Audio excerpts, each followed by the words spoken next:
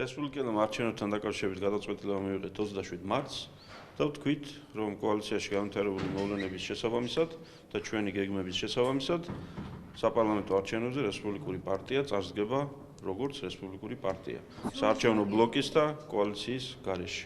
მეორე, ჩვენ ვთქვით, რომ ჩვენი მთავრობის წევრები, რესპუბლიკური პარტიის მთავრობის წევრები თანამდებობებზე გააგრძელებენ ყოფნას, მანამ სანამ ჩვენი პოლიტიკური დღის წესრიგი ან პრემიერ-მინისტრის გადაწყვეტილება სხვა რამეზე არ მეანიშნებს. ჩვენ ეს ვთქვით იმიტომ, რომ ვიცოდით, ყველა მათგანს ჰქონდა ძალიან მნიშვნელოვანი საქმეები დასასრულებელი.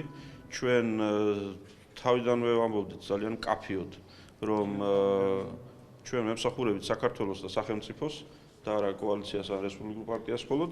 ამიტომ ამ საქმეების დასრულებას სჭირდებოდა გარკვეული დრო. ვარშავის სამიტი იყო საამისოდ ერთ-ერთ თარიღად მოცემული. დანარჩენ დეტალებზე ძალიან მალე რესპუბლიკური პარტია, მისი ხელმძღვანელები გავაკეთებთ ძალიან მკაფიო და ზუსტ განცხადებებს, განმარტებებს. ეს არის დღეების საქმე, აღარ არის კვირების საქმე და ყველა კითხვაზე პასუხს მიიღებთ.